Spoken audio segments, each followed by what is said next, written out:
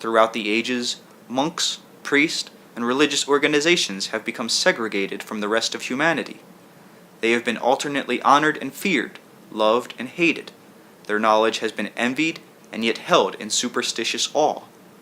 The voodoo and the healer, the witch doctor and the priest, all are held in honor, yet are also looked upon with a certain terror because of the power and knowledge involved. The man who heals or the man who curses both imply a power of knowledge to many individuals. To those who are caught up with fundamental ideas in pious terms, religious power is a frightening thing. Normal aggression, seen as evil, is therefore segregated within the self, and also seen everywhere outside. Some individuals will make artificial divisions within their own lives, in which it is safe to act in certain areas, but dangerous in others. If you believe that wealth is evil, for example, you automatically rob yourself of any ability that might bring you riches. Talents that are accepted as good in themselves may be inhibited, simply because their fulfillment might lead to success in financial terms. Your beliefs, then, are highly important in the way in which you handle the power of personal action. The use of your private energy brings you into intimate relationship with your own source of power. Healing involves great natural aggressive thrusts of energy, growth, and the focus of vitality. The more powerless you feel, the less able you are to utilize your own healing abilities. You are then forced to project these outward upon a physician, a healer, or any outside agency. If your own belief in the physician quote-unquote works, and you are cured of the symptoms, you are physically relieved, and yet your own belief in yourself may be further infringed upon. If you are making no effective efforts to handle your own problems, then the symptoms will simply reappear in a new fashion, and the same process will be reinitiated. You may lose faith in your doctor while still retaining confidence in doctors as a whole, and run from one to another. But the body has its own integrity, and illness is often simply a natural sign of imbalance, a physical message to which you are to listen and make inner adjustments accordingly. When these realignments are always made from the outside, the body's innate coherence becomes jeopardized, and its intimate relationship with mind confused. More, its natural healing powers are dulled. The built-in initiating triggers of reactions that are meant to follow inner stimuli are activated instead by quote-unquote exterior means. The individual's faith is transferred more and more to an outside agency. This usually means that no time is allowed for necessary inner dialogues of self-questioning, and the self-healing that might otherwise occur is brought about through belief in another. This can only go on for so long, however. I am dealing here mainly with Western culture. In some other civilizations, and particularly in the past as you think of it, witch doctors operated within a context of nature accepted by all. The witch doctor, while initiating natural forces on behalf of his patient, who seemed momentarily unable to do so, was then returning the patient to the source of himself and reviving his own buried sense of power. That is the source of physical life, the sense of power and action. When a man or a woman feels powerless as you think of it, he or she will die. The point of power, again, is in the present, when your non-physical self merges with corporeal reality. The recognition of that fact alone can revitalize your life. In your terms, you are in a state of evolution as a species. Part of this experience includes a natural fascination with exterior events. You are developing properties of consciousness that are in their own way uniquely your own, as your environment is. A strong focus is a necessary counterpart, since you are involved in a learning process in which all elements inherent in the situation will be explored. Throughout this venture, however, you are, in the dream state, always kept in touch with the realities from which your physical experience springs. As you understand time, you will eventually be able to merge your inner comprehension with your physical self, and form your world on a conscious basis. Such manuscripts as mine are meant to help you do precisely that. The more involved you become with complicated physical organisms, the more energy you project outward, and the more entranced you become with quote-unquote exterior manifestations. In itself, this was, and is, a natural learning method. Your inner life is being translated into corporeal reality. As you perceive it and relate to it, you begin to question first its origin and then its meaning. This leads you back into yourself and to a recognition of your own abilities. What you now create unconsciously, your species will create consciously. The infinite abilities of consciousness become individualized, focused into a particular reality, which then becomes expanded. Your own temporal creations add to the abilities with which you made them. You learn through your creations. Mind, as physically directed, utilizes the greatest sources of power and energy along with unlimited aspects of creativity, so that each physical day is indeed absolutely unique. You cannot expect any portion of your environment to remain static, therefore, and the condition of your body is constantly in a state of flux and change.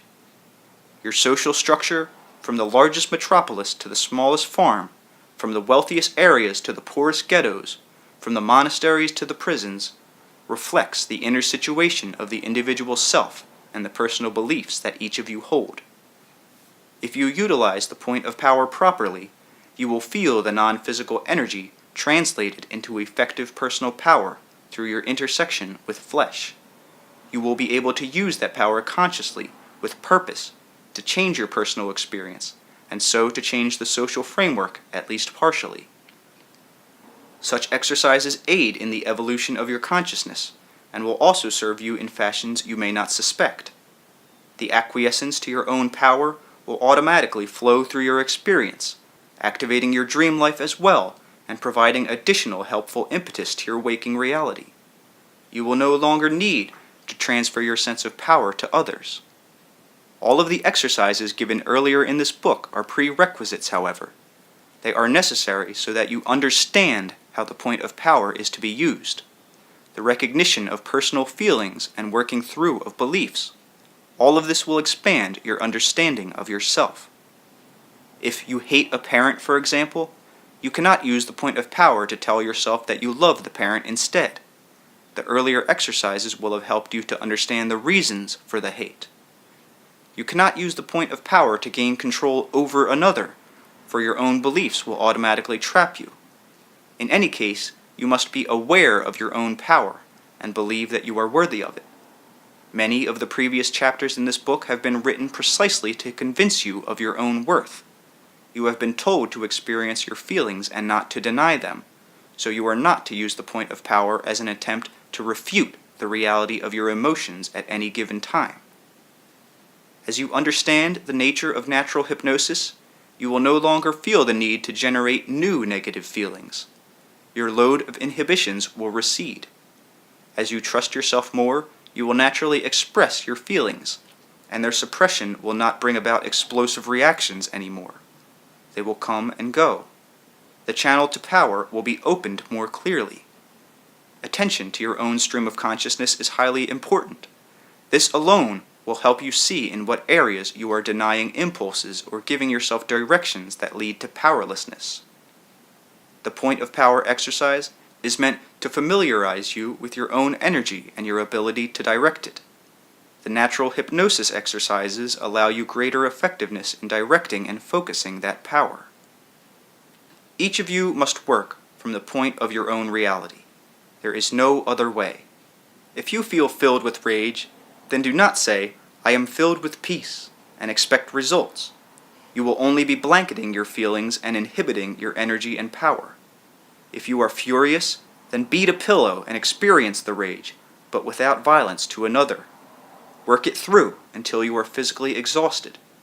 If you do this honestly, the reasons for the fury will come to you, and they will often be quite obvious. You simply did not want to face them. In almost all cases of this kind, your feelings will represent a sense of powerlessness on your part, where you delegated strength to a situation or an individual, and felt your effort futile in contrast. Then, use the point of power and feel the energy of your own being surge through your experience. The knowledge of your own power releases you from all fears, and hence of all rage. Now, there is a constant give and take between each individual and his or her society. The divisions and characteristics of any particular civilization will be a perfect exterior representation of the overall attributes of the people within it, as they relate to one another and as they see themselves. The exterior dimensions are replicas of interior personal ones. The accomplishments, wars, difficulties, and institutions are all quote-unquote after the event. That is, they are outward actions of an inward existence. Under certain conditions, water turns into ice. In the same way, interior events can appear in physical reality in a quite different form than the original.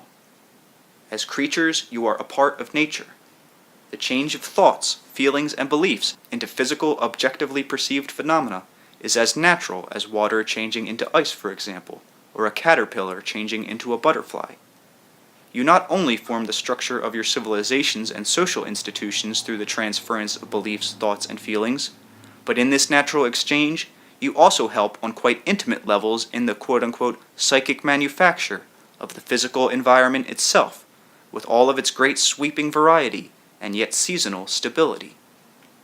Medicine men may do a rain dance.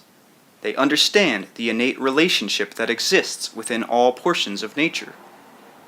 You are taught to believe that faith can move mountains, yet many of you will find it extremely difficult to accept your own relationship with the environment.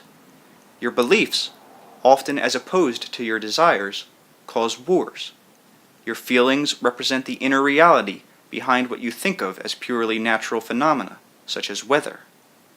Catastrophes, such as earthquakes or floods, are not perpetuated by certain elements of nature against other portions of itself.